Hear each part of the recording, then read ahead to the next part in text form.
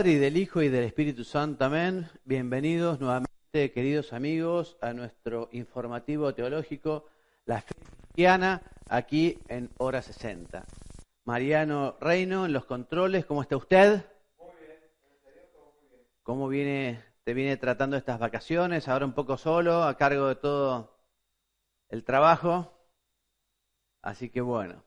Bueno, Mariano, ya entonces tenemos nuestro programa 18 y nuestro tema 17. Empezamos como la segunda parte de nuestro ciclo de informativo teológico, que es sobre la liturgia y los sacramentos, ¿no?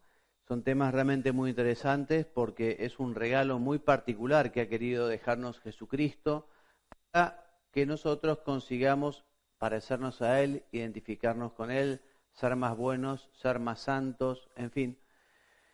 Los sacramentos nos dan la gracia y el sacramento de Eucaristía nos da el mismo autor de la gracia, así que podemos comenzar este programa dándole gracias al Señor por estos benditos sacramentos que ha querido regalar.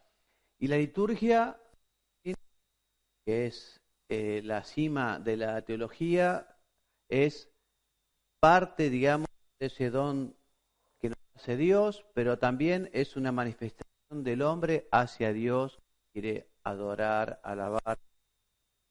Pero bueno, nos adelantemos y vamos en orden. Nuestro primer título es el misterio pascual, misterio vivo y vivificante, y comienza diciendo que cuando llegó su hora, vivió el único acontecimiento de la historia que no pasa, pues Jesús murió, fue sepultado, resucitó entre los muertos, también subió a los cielos después, y este acontecimiento, que es un hecho real, es un hecho histórico, es realmente singular, porque todos los demás acontecimientos suceden una sola vez, y luego pasan, quedan en el pretérito, en fin, son absorbidos por el pasado. En cambio, el misterio pascual de Cristo continúa en un permanente presente. Este misterio de muerte, de resurrección y ascensión al cielo es un presente que de alguna manera enriquece y vivifica a los hombres, a la creación en general. Todo lo que Cristo es y todo lo que hizo y padeció participa de esta eternidad divina, ¿no? Y domina así todos los tiempos. Este acontecimiento de la cruz, de la resurrección, permanece y atrae todo hacia la vida con mayúscula, hacia el mismo Cristo. Yo soy el camino, la verdad y la vida, ¿no? Cristo, que vence al pecado, nos invita a unirnos a Él justamente a través de la unión con su pasión, muerte y resurrección. Bueno, como sabemos, el cristiano ingresa a la iglesia o comienza a ser cristiano con un acontecimiento que es justamente el encuentro con una persona. Porque en el bautismo recibimos esa configuración con Cristo, se nos perdona el pecado original, abre las puertas de la iglesia, ¿no? De allí entonces que la fuente de nuestra fe y de la liturgia eucarística es este mismo acontecimiento, este don que Cristo ha hecho mismo en el misterio pascual. Tema 2, el misterio pascual en el tiempo de la iglesia. Justamente ahora hablar de la liturgia y los sacramentos.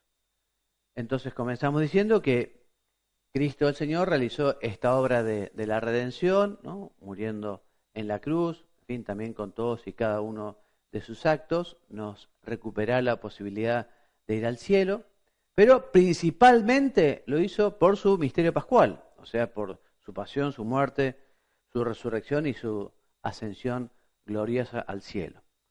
¿Qué nos dice el catecismo? El catecismo nos dice que lo que la Iglesia anuncia y celebra en su liturgia es justamente este misterio de Cristo. La liturgia así es considerada como ese ejercicio de la función sacerdotal de Cristo, que mediante signos sensibles, ya profundizaremos en este tema, realiza la santificación del hombre y de su cuerpo místico, que es la Iglesia. También nos dice el Catecismo que toda la vida litúrgica en la Iglesia gravita en torno al sacrificio eucarístico y los sacramentos. También nos dice que sentado a la derecha del Padre y derramando el Espíritu Santo sobre su cuerpo, que es la Iglesia, Cristo actúa por medio de los sacramentos, sus sacramentos, de estos sacramentos que Él instituyó y regaló a la Iglesia. Y lo hace para comunicar su gracia, esta participación en la naturaleza divina. Vamos a hablar de los sacramentos, de su naturaleza, de su origen y de su número. Como ven, estamos siguiendo muy prolijamente las enseñanzas del Catecismo, ¿no? ¿Y qué nos dice el Catecismo? Que los sacramentos son signos sensibles y eficaces de la gracia y de Jesucristo para santificarnos, ¿no? La Iglesia, ¿no?, nos los ofrece, que son ritos visibles, que son celebrados y que significan aquello que realizan, ¿no?, y aquello que significan. Por ejemplo, el bautismo vemos que se derrama agua, corre agua por el niño, si es un niño, por un hombre grande, o es metido dentro, digamos, de un lugar con agua, ¿no? Bueno, agua, esa simboliza la limpieza. Significa es lo que realiza, porque efectivamente el bautismo limpia del pecado original y de todo pecado que tuviera aquel que se bautiza. Entonces son signos sensibles. Agua, el crisma, es también en la unción de los enfermos, como en el orden sacerdotal, ¿no? Son signos sensibles, que está compuesto por palabras y acciones. Ya lo vamos a explicar un poquito más. Y justamente, como dice el Catecismo, adheridos, ¿no?, a la doctrina de la Escritura, a lo que enseñaron siempre los padres de la Iglesia, nosotros profesamos que los sacramentos todos han sido instituidos por Jesucristo. No fue una buena idea de los apóstoles para conmemorar la venida de Jesús, sino que Cristo quiso que existieran. Son 7: bautismo, confirmación, o también llamado crismación, Eucaristía, penitencia, unción de los enfermos y orden sacerdotal y matrimonio. Los 7 fueron instituidos por nuestro Señor Jesucristo. Dice el Catecismo que estos sacramentos de alguna manera corresponden a todos los momentos o a los principales momentos de la vida del hombre, porque nos dan nacimiento a la vida espiritual, a la vida sobrenatural, nos ayudan a crecer en ella con el aumento de la gracia, nos curan, nos sanan, nos purifican, ¿no?, y justamente nos ayudan a vivir esa misión que tenemos, ¿no?, que es llevar la fe de los cristianos a los demás. Podríamos decir, lo dice el Catecismo, que aquí hay una cierta semejanza entre las etapas de la vida natural y también de la espiritual, porque cuando nacemos y también cuando estamos por dar el gran paso hacia la vida eterna, tenemos la unción de los enfermos, ella lo veremos en su momento, nos purifica, nos limpia y nos cura el alma y a veces incluso también el cuerpo cuando Dios quiere. De los 7 sacramentos, el fundamental, el más importante es la Eucaristía, porque es Cristo mismo. La Iglesia vive de la Eucaristía, nos dirá San Juan Pablo II en su encíclica, y efectivamente es lo más sagrado que la Iglesia tiene, y por eso también nosotros estamos invitados a adorar, a recibirlo con devoción, a visitarlo en los sagrarios, que nos está esperando allí. Mariano, los sacramentos significan 3 cosas. Vos lo vas a enunciar y yo lo voy a explicar un momento. Primero, La causa santificante, que es la muerte y resurrección de Cristo. 2, el efecto santificante o gracia, y el fin de la santificación, que es la gloria eterna. Perfecto. Entonces, estos Estas tres cosas significan, ¿no? Significa la muerte y la resurrección de Cristo, la gracia santificante que ya lo hemos visto y el fin que es nuestra justificación, nuestra santificación. El sacramento es un signo, lo hemos dicho más de una vez, ¿no?, que rememora lo que sucedió en el momento de su pasión, muerte y resurrección. Es un signo que demuestra el efecto que ha tenido la pasión en nosotros, ¿no?, que es la gracia, este don, ¿no?, que es un signo que anticipa lo que va a venir, la eternidad, el cielo, la gloria venidera. Y este signo sacramental está constituido por algo material, como por ejemplo el agua, el aceite, el pan, el vino, los gestos, la imposición de manos, tanto en la confirmación como en el orden sagrado, que se llama materia. Este signo, estas cosas materiales, tangibles, se llaman materia, y también por palabras que pronuncia el ministro del sacramento, que son las formas. O sea, materia y forma son dos elementos esenciales de todo sacramento. ¿Y qué nos dice Mariano el número 1153 del Catecismo? Toda celebración sacramental es un encuentro de los hijos de Dios con su Padre en Cristo y en el Espíritu Santo, y este encuentro se expresa como un diálogo a través de acciones y de palabras. Y así tenemos que recibir y participar de los sacramentos, ¿no?, como un encuentro muy particular de los hijos de Dios con su Padre en Cristo y en el Espíritu Santo. En la liturgia de los sacramentos existe una parte inmutable que no se puede cambiar, es la esencia tal como nos lo dejó nuestro Señor Jesucristo, y una parte que la Iglesia puede cambiar cuando es necesario, para bien de los fieles, para mayor veneración de los sacramentos, adaptándolos a las circunstancias, al lugar, al tiempo. ¿Qué nos dice este número? Es muy importante, el 1125 Mariano.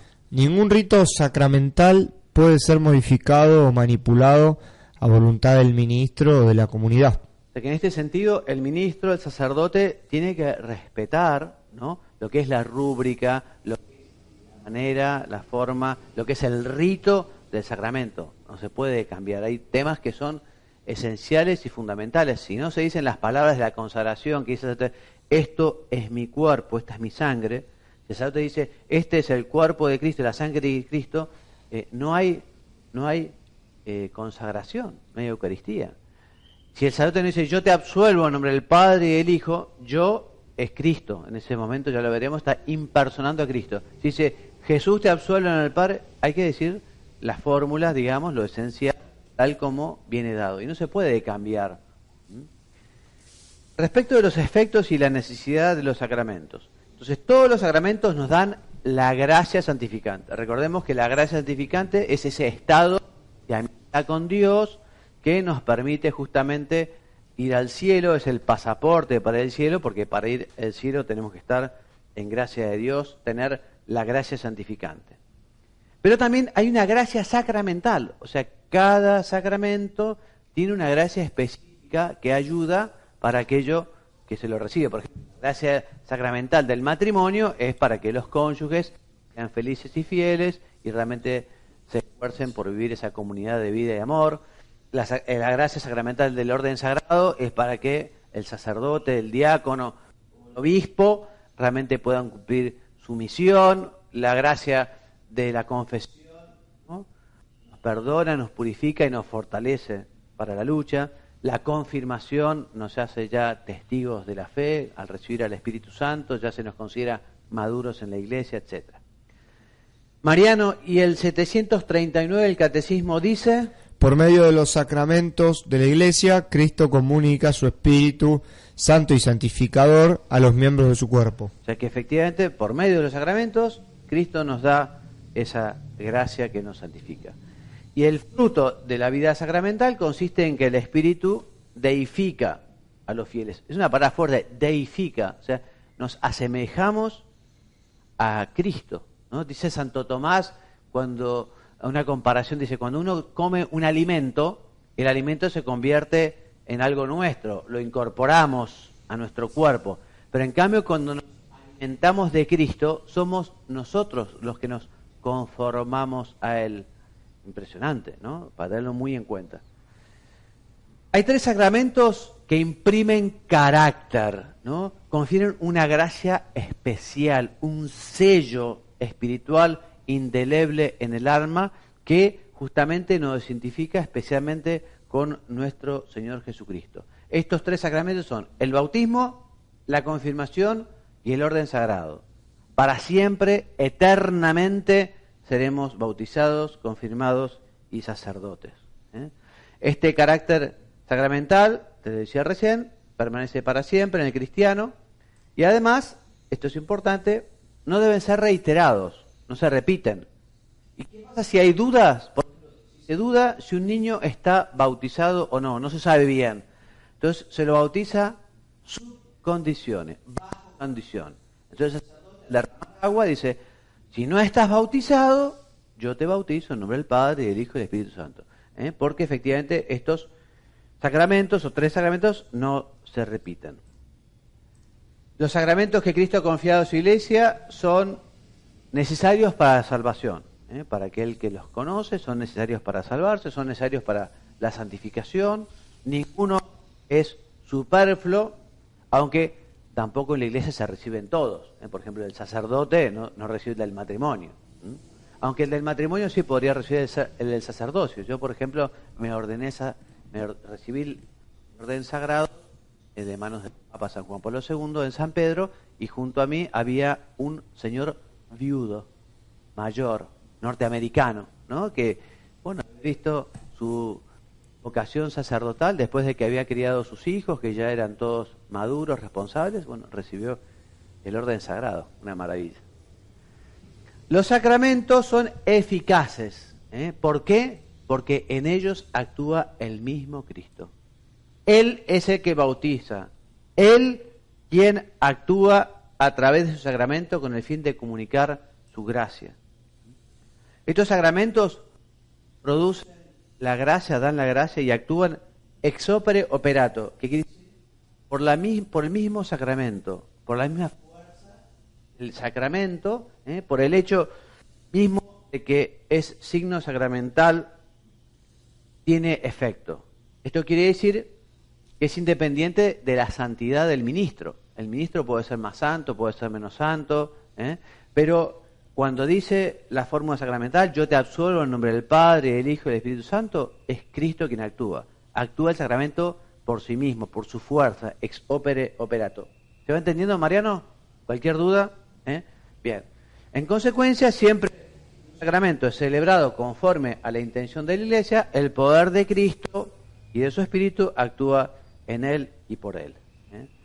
De modo que el hombre que realiza el sacramento se pone al servicio de Cristo y es un ministro del sacramento. Nosotros estamos para servir a los demás y para servir también el ministerio litúrgico, ¿no? Tenemos que obedecer, que ser respetuosos. Por eso dice acá, y esto es muy lindo, que te pedía que me lo leas, Mariano. Aunque la eficacia del sacramento no proviene de las cualidades morales del ministro, sin embargo, su fe y devoción, además de contribuir a su santificación personal, favorece mucho a las buenas disposiciones del sujeto que recibe el sacramento y por consiguiente el fruto que de él obtiene. O sea que es bueno que el sacerdote sea piadoso a la hora de celebrar la misa, a la hora de impartir el sacramento de la confesión, que lo haga con devoción, porque eso lo enriquece al sacerdote y sobre todo enriquece a todos los fieles, ¿no? Si un sacerdote lo hace sin piedad, distraído, o si reta, yo qué sé, entonces quizá allí no está siendo un buen instrumento, un buen ministro. Dice el catecismo, sin embargo, los frutos también de los sacramentos dependen de las disposiciones del sujeto. Si estamos mejor preparados, recibimos más gracia de Dios. A mí me gusta decir que la Eucaristía, la Santa Misa, es una catarata de gracia al que uno puede ir con un baldecito o con un tonel de 200 litros o con un camión cisterna. O sea, depende nuestras disposiciones para aprovechar toda esa catarata de gracia que Dios ofrece. Lo mismo con la confesión. Cuando uno hace un buen examen de conciencia, cuando se arrepiente de sus pecados, cuando es un buen propósito, bueno, evidentemente va a alcanzar mucha más gracia de Dios que si lo hace de una manera rutinaria. Nos dice el Catecismo, la Santa Madre Iglesia instituyó además los sacramentales. Acá, Mariano, te voy a hacer una pregunta que es re difícil. ¿Vos sabés lo que es un sacramental? No. Un sacramental es algo parecido a los sacramentos, parecido. No dan la gracia como los sacramentos, pero por obra de la acción de la Iglesia y por la oración de la Iglesia nos predisponen justamente a recibir la gracia. Son sacramentales, por ejemplo, el agua bendita. Eso sí, con agua bendita conoces. La agua bendita es un sacramental que justamente cuando uno echa agua bendita, se alejan los malos espíritus, los malos pensamientos, en fin. Y también las bendiciones. Las bendiciones son un sacramental, ¿no? La bendición de personas, la bendición de la mesa, los objetos. Acá, por ejemplo, este estudio de televisión, ¿te acordás? Tuvimos la bendición, ¿no? Incluso que los padres bendigan a sus hijos. La Virgen también ha pedido en Medjugorje, así lo ha dicho una de las videntes, que se imparta su bendición especial materna, porque bendecir es justamente decir bien, benedicere, es justamente pedirle a Dios el cuidado y la protección a aquella persona. Tema 3, liturgia. Pues la liturgia es fundamentalmente actio Dei. ¿Cómo andás para el latín, Mariano? Actio Dei, ¿qué quiere decir? Acción de Dios. Correcto, acción de Dios. La liturgia es acción de Dios, ¿no? Es Dios que obra, Jesús a través del Espíritu, ¿no? Justamente obra en la liturgia, ¿no? Es acción de Cristo total. ¿Por qué? Porque actúa la cabeza del Cristo total, que es Jesucristo, que está en el cielo, y también el cuerpo de Cristo, que es su iglesia. Por eso es toda la comunidad del cuerpo de Cristo, la iglesia, unido a su cabeza. Y en el centro de la asamblea se encuentra, por lo tanto, el mismo Jesucristo, resucitado y glorioso. Cristo es quien precede la asamblea que celebra. O sea, en la misa, allí es una acción de Cristo. Allí se renueva, se hace presente el mismo sacrificio de la cruz, ¿no? Y es el mismo Cristo el que actúa. O sea, Jesucristo, Él, que actúa inseparablemente unido al Espíritu Santo, convoca, reúne y enseña. Por eso el protagonista principal de la liturgia es Jesucristo, sumo y eterno sacerdote. Las acciones litúrgicas no son acciones privadas que cada uno puede realizar como quiera, sino que son celebraciones de toda la Iglesia. También afecta a cada miembro de este cuerpo de manera diferente según la diversidad de órdenes y funciones. Distinto es el celebrante, está in persona Christi en la misa, o el confesor, el que participa, digamos, de la misa, el fiel corriente. Son distintas funciones y distinta la participación, ¿no? En cada celebración litúrgica actúa toda la Iglesia del cielo, la Iglesia de la tierra, Dios, los hombres. Por eso la liturgia cristiana, aunque se celebre solamente aquí, y esté presente quizás un sacerdote con un monaguillo en un lugar perdido y recóndito, bueno, por su naturaleza católica, tiene efecto en todo el cosmos, en todos los lugares. Allí esa misa, de alguna manera, está presente, digamos, toda la Iglesia, y está presente, evidentemente, nuestro Señor Jesucristo, la Santísima Virgen, y se unido con el Papa, con los obispos, en unión con el Papa.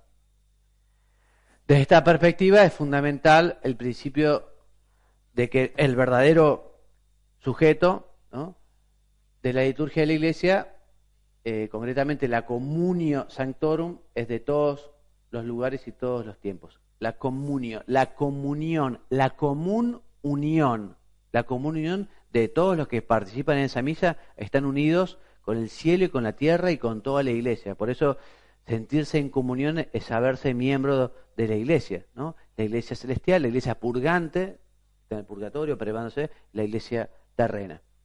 Por eso, cuanto más una celebración animada de esta conciencia, tanto más concretamente en ella se realiza el sentido de la liturgia. Ayer predicaba un retiro y hablaba sobre la misa, ¿no? Y justamente hablaba de la necesidad de conocer la misa para aprovecharla, porque uno se enriquece más cuando la conoce. Pero sobre todo también porque hacen falta muchos pedagogos de misa, catequistas de la misa, maestros de la misa, porque muchas personas no van a misa porque no saben bien qué es la misa. Entonces tenemos que aprender a explicar lo que es la misa para que la gente la conozca y la aproveche. Y yo les recomendaba ayer en el retiro, en la meditación, que aprovechen la lectura espiritual de tantos libros clásicos, ¿no? Y nuevos también, que hablan justamente de la maravilla de lo que es la misa, ¿no? O por lo menos el catecismo de la Iglesia Católica de San Juan Pablo II, que es un libro que no puede faltar en ninguna casa. Mariano, ¿en tu casa tenés el catecismo de la Iglesia Católica? En mi biblioteca por lo menos no sé si en la que abarca... En la casa.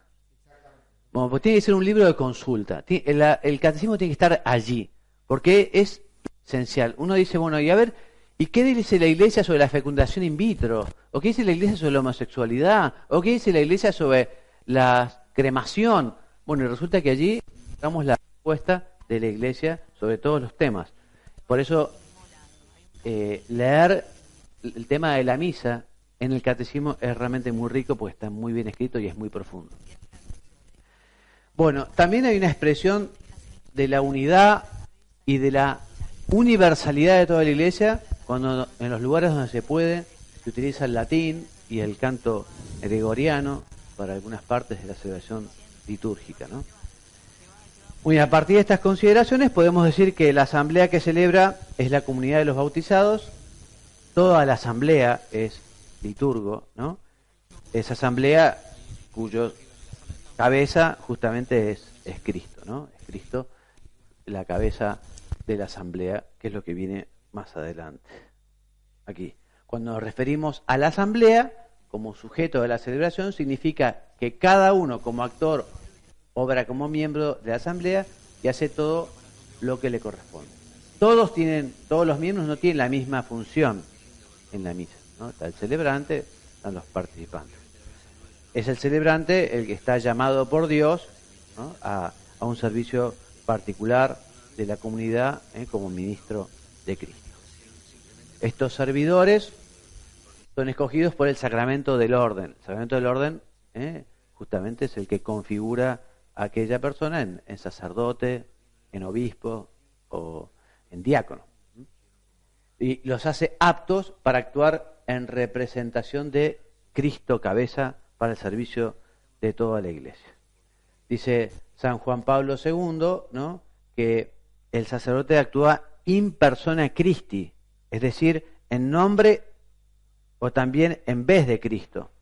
Léeme aquí, Mariano, ¿qué es esto de in persona? Es decir, En la identificación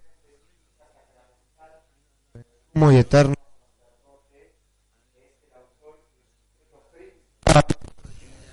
de su su propio... propio sacrificio, en el que en verdad no puede ser sustituido por nadie. Exacto, o sea que el sacerdote no puede ser sustituido por un fiel corriente, ¿no?, sino que actúa en nombre de Cristo, y acá dice que es como ícono de Cristo, o sea, como imagen de Cristo sacerdote, dice el catecismo.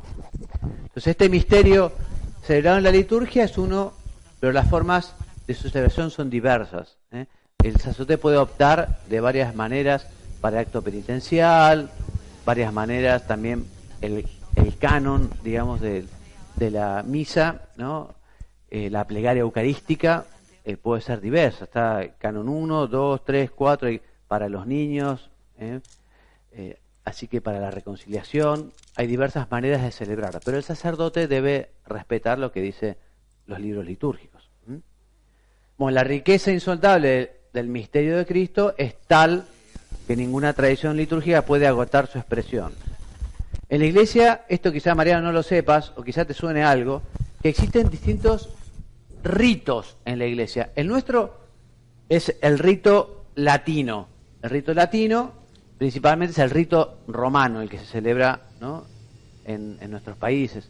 También existen algunos ritos latinos, el ambrosiano, uno llamado hispánico visigótico, pero también existen otros ritos orientales, el bizantino, el alejandrino o también copto, el siríaco, el armenio, el maronita, el caldeo. Son distintos tipos de ritos, pero se celebran los mismos sacramentos. Es una liturgia diferente, distintas oraciones, distintos idiomas, pero se celebra el mismo misterio. Por eso, y con esto terminamos, la Iglesia concede igual derecho y honor a todos los ritos legítimamente reconocidos y quiere que en el futuro se conserven y fomenten los distintos ritos. Bueno, hasta aquí nuestro informativo de hoy, ¿no? Hemos utilizado mucho el Catecismo de la Iglesia Católica, los números 1066 a 1098 y 1113 a 1143 y algunos más. Como lecturas recomendadas, la homilía de San José María, la Eucaristía, Misterio de Fe y Amor, también el libro del Papa Benedicto XVI o Cardenal Ratzinger, ¿no? El espíritu de la liturgia, ¿no? Y algunos otros libros, digamos, o manuales de liturgia que se recomiendan. No le tengan miedo a la liturgia y a conocer la liturgia. Ayer en ese retiro que predicaba les decía que un libro de liturgia no es de difícil comprensión, ¿no? Esos libros que se estudian en el seminario, por ejemplo, bueno, quizá uno puede conseguir un libro de liturgia para empaparse más. O lo encuentra en internet. Ahora uno pone, por ejemplo, instrucción general del misal romano. Es un instrucción de cómo tiene que el sacerdote celebrar, una explicación de la misa, de los tiempos litúrgicos. Bueno, este es un documento dirigido especialmente a los sacerdotes, pero cualquier fiel que lee eso se enriquece, conoce, crece. A mayor conocimiento, mayor amor. Y viceversa, ¿no? Cuando uno realmente le interesa, quiere algo, ama algo, quiere conocerlo más. Bueno, hasta aquí el programa de hoy. Entonces, esperemos que les haya sido útil. Tengan mucha devoción a los sacramentos, sobre todo la Eucaristía, la confesión. Ya vamos a hablar de ellos bastante, ¿no? Pero recomendamos vivamente la confesión frecuente y la Eucaristía frecuente es la mejor manera de ir llenándose de Jesucristo y de su amor.